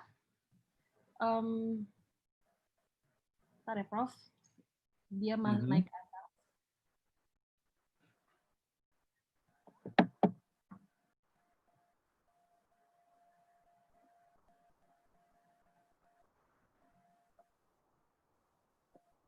Oh, ini nih saya lihat bagaimana mencari waktu yang nyaman untuk menulis dari Imanuddin Hasbi ya. Kalau waktu itu tiap orang akan beda-beda. Jadi tidak bisa disamaratakan waktu saya untuk apa namanya, untuk nyaman. Saya biasanya nyaman waktunya nih kalau agak malam-malam sedikit sebelum tidur gitu ya. Mulai menerawang kemana-mana pikirannya, itu yang biasanya begitu tuh. Tapi kadang-kadang juga kalau udah seharian kecapean, malamnya nggak bisa. Tapi begitu sudah istirahat malam, bangun pagi seger, pagi-pagi bangun, belum ngapa-ngapain, tahu-tahu ada ide. Oh, kalau udah mulai ada ide, langsung ke komputer, langsung nulis gitu ya. Nah, bahkan waktu lagi kena sakit COVID-19 itu, pas sebelum ke rumah sakit, kalau di rumah sakit udah nggak boleh bawa laptop. Pas 1 hari sebelum di rumah sakit, kebetulan dapat ide nulis, kemudian dikirim ke, dalam 1 hari selesai itu, padahal lagi sakit-sakit, tapi karena senang nulis aja, bisa selesai tuh, dikirim ke majalah dan dimuat ya. Nah, kayak begitu, jadi nggak ada waktu yang sama untuk semua orang, itu tergantung kebiasaan Anda, apakah Anda orang malam atau orang pagi gitu. Apakah Anda orang weekend atau orang yang apa gitu ya. Yang penting mau mulai, bagi waktu dan komitmen gitu. Lama-lama itu jadi kayak ketagihan gitu. Ketagihan yang positif loh. Kayaknya kalau belum nulis kayaknya nggak enak gitu. Nah, biasanya kan sebelum punya kebiasaan menulis itu adalah kok kayaknya mau nulis jadi berat nih. Tapi itu harus didorong terus. Karena dulu waktu saya masih apa namanya, masih SMA bahkan sampai di universitas, kalau disuruh nulis report, karena saya orang kuantitatif kan, jurusannya Fakultas MIPA Statistika, kalau number saya tapi begitu disuruh nulis pakai verbalnya, biasanya terlalu singkat-singkat, sampai teman saya kalau bikin laporan bersama, ini lu kok nulisnya singkat banget, ya udah memang begitu. Karena belum terbiasa. Akhirnya dibiasakan, jadinya jadi senang gitu ya. Oke, gitu. Ini pertanyaan dari mana? Prof? Ya, dari YouTube. Ya, ada Andrea ST. Izin bertanya pada Prof, apa yang menjadi dasar perbedaan artikel populer dan artikel ilmiah? Oke, kalau tadi kan di slide, ini salah satu slide-nya ya, saya bagikan slide-nya. Ada gradasinya ya, dari artikel, mana dia slide-nya itu di awal tadi. Waktu di pembukaan ada perbedaan antara, nah ini dia, jenis-jenis tulisan ya. Ini saya share screen. Mana dia share screen? Ini dia share screen. Nah ini dia. Ya. So, ini jenis tulisannya. Kelihatan nggak? Makin kemari itu makin menggunakan imajinasi. Makin kemari makin menggunakan fakta logik rasional. Di sini kira-kira harus seimbang nih. Nah, ilmiah populer kebetulan yang di tengah-tengah ya. Ya. Jadi kebetulan saya juga senang berimajinasi, tapi juga senang dengan logic, facts, dan angka, karena dulu mungkin karena trainingnya dari jurusan statistika dari Fakultas MIPA IPB, jadi dengan angka juga senang. Tapi akhir-akhir ini juga senang berimajinasi, jadinya kombinasinya jadi ini ilmiah populer. Jadi makin kemari, makin imajinasi, kurang datanya, kurang teorinya, makin kemari makin banyak fakta, teori, logik rasionalnya gitu ya. Di sini adalah seimbangnya gitu. Tadi kita lihat contoh-contoh artikel yang ada sisi logik, rasional, teori, konsep, tapi juga ada sisi imajinasinya. Kombinasi antara keduanya jadi artikel ilmiah populer ya. Oke, ada lagi pertanyaan? Ada lagi nih Prof dari Zoom. Ya. Dari Friendly Avandi, saya sering mengajukan artikel di Kompas 4 atau 5 di Kompas 4 atau 5 kali, tetapi ditolak terus. Apa kiat-kiatnya untuk bisa tetap gigih dan bisa tembus? Oke, kita coba dulu juga, nggak cuma Kompas aja, karena juga bisa coba di banyak media yang lain. Barangkali memang tulisan Anda nggak terlalu cocok di Kompas. Tulisan saya di Kompas yang utama juga nggak terlalu banyak, karena Kompas utama lebih agak serius sedikit ya. Ilmiah populernya lebih ke arah ke ilmiahnya, lebih serius isu-isunya. Sementara saya orangnya lebih senang dengan bercanda-bercandaan. Jadi yang masuk ke Kompas nggak terlalu banyak, tapi begitu masuk ke kontannya, masuk ke Investor Daily-nya yang ada sisi bisnisnya, kemudian masuk ke majalah Manager Scope, itu kombinasi yang bisa mengeksplor dari keseimbangan dua sisi, jadi artikelnya banyaknya di situ. Jadi tidak harus memaksakan ke satu media saja. Barangkali memang media itu nggak cocok bagi Anda gitu. Oke. Ada lagi? Ada lagi dari Prof. Melkianus Randu dari Kupang NTT. Oh, itu udah orang jauh nih. Prof. Melki, ya silakan. Apakah topik untuk menulis artikel ilmiah populer juga sangat berkaitan dengan isu aktual yang dibahas oleh media yang akan kita tuju? Biasa Prof menulis satu artikel membutuhkan waktu berapa lama? Ada 2 pertanyaan tuh Prof. Langsung diborong. Ya, jadi kan tadi dikasih tips juga bahwa artikel ilmiah populer itu juga gini, pelajari isu yang penting nih. Tadi ada, ini saya share screen di salah satu slide-nya. Ini isu yang penting yang sedang populer ya, namanya juga ilmiah yang populer. Jadi hal yang penting yang sedang ngetren lah gitu ya. Itu juga jadi salah satu sumbernya gitu. Mana lagi tadi yang tentang isinya. Nah, ini ada isu terkini kan. Dari paragraf pembukanya sendiri kan ada isu terkini apa supaya orang nyambung gitu ya. Nah, itu memang jadi ada salah satu bagiannya harus begitu ya. Lihat isu terkininya apa.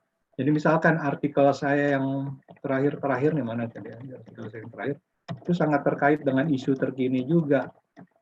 Misalnya waktu ada pengumuman pemenang Nobel, saya langsung tulis tentang hadiah pemenang Nobel. Ini juga, ini waktu coronanya mulai muncul gitu kan, indeks harga saham gabungannya jatuh, ini karena corona. Nah, ini terkait dengan isu yang sedang dibahas gitu kan. Kemudian sebelum indeks harga saham gabungan jatuh, ini ada tentang corona dan film yang dari Korea Selatan yang memenang Nobel, bukan Nobel, menang Oscar ya. Ini yang Parasite filmnya ya. Jadi saya ambil tuh isu-isu terkininya ya. Kemudian ya mulai ada orang mulai terkenal dengan yang namanya rapid test, saya ambil kata-katanya aja. Tapi dampak sektoralnya ada dari bursanya gitu. Yang kayak begitu. Jadi tema memang penting dikaitkan dengan isu terkini. Berapa lama bikin artikel? Kadang-kadang 1 hari, kadang-kadang 1 malam, kadang-kadang 1 minggu. Jadi nggak tentu juga gitu. Tergantung jadwal, kemudian idenya sudah terkumpul, kemudian datanya harus diolah. Misalnya kalau kita mau yang tentang dampak sektoral, saya mesti ngambil data dari Bursa Efek dulu, saya download, kemudian saya olah dulu sektor by sektor, ada 10 sektor di bursa, jadi nggak bisa dalam 1 malam, nggak bisa dalam 1 hari, beberapa hari itu ya, baru jadi. Waktu bikin artikel Schrödinger cat juga, nih saya mesti gali lagi dari teori fisika kuantumnya tuh kayak gimana sih sebenarnya yang terjadi, bisa ada dunia paralel seperti gitu, yang kayak begitu, itu nggak bisa dengan 1 malam 1 hari, itu bisa seminggu belajar lagi supaya lebih tercerahkan, nah seperti itu. Jadi rata-rata sih antara paling cepat 1 malam, itu kalau kurva normal 95%-nya antara sisi kiri sisi kanannya adalah yang sebelah kirinya mungkin 1 malam, ya. Kemudian sisi kanannya bisa 1 mingguan, kira-kira gitu. Itu kalau mau dilihat waktunya kayak gitu ya. Nah, mudah-mudahan itu. Tapi tiap orang akan beda-beda sih. Ya, gitu. Ada lagi pertanyaan terakhir? Ada pertanyaan terakhir, ini mengenai personal branding, Prof. Dari, Personal branding, ya. di YouTube, Ya. apakah dalam nulis kita harus konsisten dengan tema yang sama? Kalau saya kan nulisnya kan temanya adalah manajemen ekonomi, keuangan, investasi yang seperti itu ya, yang terkait dengan bisnis, manajemen dan seterusnya. Jadi orang tahunya saya nulisnya tentang itu. Orang tidak tahu saya bahwa penulis tentang apa ya? Tentang yang fiksi-fiksi kayak begitu. Rasanya orang nggak kenal saya seperti itu ya. Nah, memang kalau tujuan salah satunya adalah personal branding, Anda ingin dikenal sebagai apa ya, seperti itu. Tapi bukan berarti Anda harus membatasi diri tentang itu. Kalau kebetulan lagi ide apa, kemudian tapi taruhnya di majalah apa, sekali-sekali boleh loh. Jadi mungkin 90% tulisan Anda ya harus di bidangnya Anda yang Anda mau branding. Sekali-sekali nyeleneh nggak apa-apa kok. Gitu. Jadi intinya adalah kita membuka diri terhadap opportunity-opportunity baru ya. Biasanya saya bicara banyak tentang keuangan, kemudian begitu lagi ada perkembangan tentang IT, digital, segala macam, kok ada nulis digital, tapi dikaitkan dengan bisnisnya misalnya gitu ya. Jadi open-minded meskipun memang 90% dari tulisan Anda adalah harus tentang bidang yang Anda geluti dan Anda ingin dikenal sebagai itu. Sekali-sekali nyeleneh nggak apa-apa, ya, jangan terlalu menutup diri. Ya serius boleh, tapi harus ada santai-santainya juga. Oke, rasanya pertanyaannya akan banyak sekali kalau diteruskan, tapi karena waktunya terbatas, karena saya ada session berikutnya lagi yang lain, jadi kayaknya kita harus closing dulu ya. Nah, ini saya masih share screen atau enggak sih ini? Masih, Prof. Oh, masih ya? Oke, saya akan masuk ke penutupannya aja. Ya, mohon maaf nggak bisa semua pertanyaannya, karena ada 1.500 triliun pertanyaan yang masuk katanya Tukul. Nah, nggak mungkin bisa dibahas semuanya ya. So, Q&A-nya selesai. Nah, jadi penutupnya. By the way, nanti kalau misalnya itu rencananya sih mau ada yang pelatihan yang lebih intensif. Kalau ini kan cuma 1 jam, 1,5 jam. Nanti akan ada pelatihan yang mungkin ada 2 session atau 3 session, sekalian ada coachingnya. Tapi nanti di belakangan lah. Nah, itu ada aturannya berikutnya lagi ya. Nah, kira-kira seperti itu. Kalau ini kan cuma sepintas saja supaya Anda mengenal tentang ilmiah populer. Nanti kalau perlu ada workshop misalnya di dalam institusi Anda, misalnya di universitas mana gitu, Anda mau bikin workshopnya bisa ngubungin IPMI ya. Kemudian mau di kantor Anda misalnya mau bikin workshop tentang ini juga untuk melatih orang-orang PR-nya misalnya gitu ya, bisa juga ya. Silahkan aja nanti ya untuk lebih intensif lagi. Nah, jadi penutupnya katanya gini, jadi harus ada keseimbangan antara berpikir rasional dan imajinasi. Ya. Ini katanya si Albert Einstein. Kenal kan Albert Einstein, pemain sepak bola dari mana? Ayo Albert Einstein. Oh, bukan pemain sepak bola ya. Bilangnya gini, intuitive mind is a sacred gift and the rational mind is faithful servant. Jadi harus kombinasi satu menopang dengan yang lain ya. Kemudian I'm enough of an artist to draw freely upon my imagination, ada imajinasi lagi ya. Jadi knowledge kemudian diimbangin dengan imajinasi. Nah, Anda jangan takut untuk memulai, jangan takut untuk bikin salah. Namanya orang akan pasti salah dulu nulisnya gitu ya. Harus berani memulai. Jangan takut, namanya mulai udah pasti ada salahnya gitu ya. Udah pasti salah kok, namanya perlu di-revise kan gitu. Katanya, orang tidak bisa menemukan samudera-samudera baru kalau maunya dekat-dekat pantai saja gitu. Ini kata pemenang Nobel, yang bukan ekonomi ya, Nobel dari literatur, dari kesusastraan ya. Seperti itu. Oke. Dan mungkin bagi Anda yang masih ragu-ragu, ini sebenarnya ada quotation yang bagus dari Bapak Henry Ford, ini yang mobil Ford zaman dulu tuh ya, entrepreneur paling terkenal zaman dulu, dia bilang gini, kalau Anda berpikir Anda bisa, atau Anda berpikir Anda tidak bisa, dua-duanya Anda benar. Karena kalau Anda berpikir Anda tidak bisa, maka otak Anda akan stop, berhenti, udah stop sampai di situ. Kalau otaknya udah stop, udah nggak ada solusi. Kalau berpikir bisa, meskipun nggak langsung dapat jawabannya, tapi Anda yakin Anda tetap mencari informasi kemana-mana, pada satu ketika itu akan didapatkan. Saya pernah pengalaman juga nih waktu bikin disertasi doktor kira-kira 25 tahun yang lalu ya. Waktu itu sempat ada pertanyaan waktu dari proposal loncat ke mau bikin ngumpulkan data, dan sebelum lanjut kan ditanya dulu sama dosennya. Ini ada pertanyaan tentang ini nih, kenapa menurut Anda gini. Ada dosennya kan profesornya itu sekali nih, pertanyaannya tajam-tajam. Pada satu ketika saya bilang, Prof, pertanyaannya sulit, saya belum bisa jawab sekarang nih, lagi konsultasi ini kan. Tapi kasih waktu saya 1-2 minggu ini, saya akan coba cari jawabannya. Saya yakin bisa ketemu jawabannya. Meskipun hari itu nggak bisa, kemudian saya tetap kumpulkan semua informasi yang berhubungan dengan pertanyaan itu, diskusi dengan teman, diskusi dengan profesor yang lain, ikut seminar-seminar yang terkait gitu ya. Pada satu ketika ketemu jawabannya ya. Jadi karena yakin bisa, meskipun nggak langsung dapat jawabannya, akhirnya dia bisa. Gitu juga dengan keyakinan kalau kita mau jadi penulis, yakin dulu bisa. Mungkin nggak langsung jadi kelihatan, tapi kalau yakin bisa kan akan ada motivasi untuk latihan begitu ya. Oke, nah itu. Nah saya tutup dengan pantun. Pantunnya bilang begini, kalau Anda jalan-jalan ke Tasikmalaya, jangan lupa enjoy sambal dan ngemil oncom. Nah biasanya ada bilang cakep gitu, tapi karena ini banyak di mute jadi nggak apa-apa. Kalau masih ada yang ingin ditanya, jangan lupa kirim email ke roy.sambel@gmail.com. Jadi ada sambal, ngemil oncom, ada sambal, gmail.com. Cakep.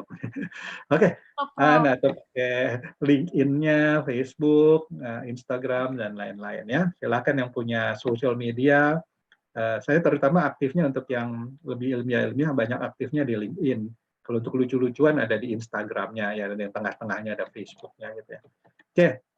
Terakhir saya tutup lagi dengan pantun. Setelah ini kembalikan kepada Bu Deti atau panitia yang lain. Makan sirih di tepi perigi. Terima kasih. Sampai jumpa lagi. Thank you very much. Nah, kembali kepada Bu Deti, silakan. Ya. Terima kasih banyak, Prof. Roy. Prof. Roy live langsung dari New York. Betul ya, Prof? Betul. Dan terima kasih banyak sudah. Jangan lupa dipilih 3 pesertanya tadi panitia tuh. Baik, 3 pesertanya nanti dicatetin, minta emailnya atau pesertanya, kan ada nomor teleponnya yang di brosur tuh ya. Emailnya gimana saya bisa kirim ininya, e-booknya itu untuk hadiahnya ya. Baik, Prof. Oke, terima kasih banyak, Prof. Satu hal yang bisa saya petik ya, Prof, bahwa kita percaya sama kemampuan diri kalau kita pasti bisa ya, Prof. Yes. Belum tahu bisa kalau kita nggak coba. Betul ya, Prof? Betul sekali. Ya, terima kasih banyak juga untuk Bapak dan Ibu yang sudah berpartisipasi, sudah bergabung dalam webinar kita kali ini. Ada beberapa info yang ingin saya sampaikan, terutama terkait e-certificate dan juga materi, karena lumayan banyak yang menanyakan kepada saya tentang materi.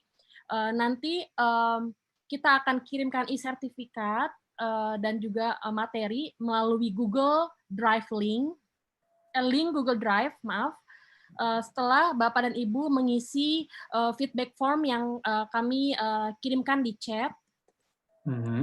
Mohon bisa dilihat di chat Bapak dan Ibu di Zoom dan juga di YouTube. Ada link untuk menulis, untuk mengisi feedback form.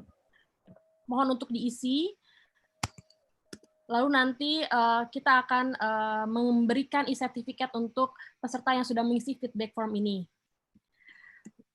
Terima kasih juga untuk seluruh panitia yang sudah membantu terlaksananya program ini. Ada koordinator kami, Gana Royana Putri, saya Deti Nur Fadila selaku moderator, lalu ada staf pendukung, Riki, Rizky, Bu Sandra, Tami, Nyima, Setia, dan Fajri. Terima kasih banyak. Dan mohon maaf kepada Bapak dan Ibu jika ada kesalahan atau suatu kata yang menyinggung perasaan Bapak dan Ibu. Semoga bisa berjumpa lagi di acara selanjutnya, di webinar selanjutnya. Dengan pemenangnya tuh jangan lupa. Betul. Pemenangnya mau diinfokan sekarang, Prof? Iya dong, diinfokan sekarang supaya itu atau gimana? Apa mau dinilai dulu karena banyak, kemudian nanti diinformasikan. Dinilai dulu ya, Prof ya. Ya. Dan sebelum ditutup, foto dulu, pada nyalain dulu semuanya videonya tuh. Ayo, videonya pada nyala semua, ayo. mau difoto sama panitia supaya dapat kameranya. sertifikatnya, ada fotonya juga tuh. Ya, screen pertama ini ada 4 screen atau berapa screen nih kita nih? Ada 4 di Zoom, Prof. Di Dan Zoom ada YouTube 4 juga, screen ya. di YouTube juga sebenarnya banyak. Ada 87. Ini saya udah matiin share screen-nya kan ya? Sudah. Oke. Oke. Baik Bapak dan Ibu, senyum ya, smile. Oke, yang untuk yang kedua. Oke, ada screen. Oh, ini bisa 4 screen, bisa 2 screen tergantung lebarinnya. Ya. Ini banyak yang belum nyalain kameranya nih. Ya. Baik, nah yang kedua kita senyum lagi, smile. Oke. Oke, yang ketiga kita nyalakan lagi. Pokoknya semua nyalain kameranya, nggak tahu mereka di screen nomor berapa kayaknya tuh. Ya. Ada Ivan Kanel, Fikrisal, Sri Sarjana, Bonita Angelin, Yuliani Fajar. Jangan-jangan tiap orang screen-nya beda-beda loh. Ya, betul. Pokoknya nyalain aja semuanya screen-nya, siap-siap difoto sama Bu Deti. Sudah semuanya ya? Satu lagi, Prof. Oke. Oh, keren. Oke, terima kasih banyak Bapak dan Ibu. Saya ingatkan lagi untuk mengisi feedback form. Jika ada pertanyaan, boleh juga menginfokan kepada panitia ya. Ini ada acara apa lagi berikutnya di IPMI itu? Ini orang IPMI-nya ada siapa lagi nih? Dari Ibu Deti, ada acara apa yang di IPMI berikutnya? Ya, kita juga berikan tepuk tangan dulu untuk Prof Roy ya. Kita unmute semua ya, Prof. Oke, thank you. Thank you. Ya. Terima kasih Prof Roy sudah meluangkan waktunya. Terus ada acara apa di IPMI berikutnya? Udah nggak ada ya? Nanti kita akan mengadakan webinar selanjutnya, Prof. Oke, ya. Alright, dari saya sudah cukup. Jadi kalau udah nggak ada apa-apa lagi, udah boleh selesai ya? Boleh. Oke, terima kasih untuk semua pesertanya. Sampai jumpa di acara berikutnya dan silakan kontak-kontak lewat sosial medianya ya. Ya. Terima kasih, Prof. Terima kasih, bye-bye semuanya. Ya.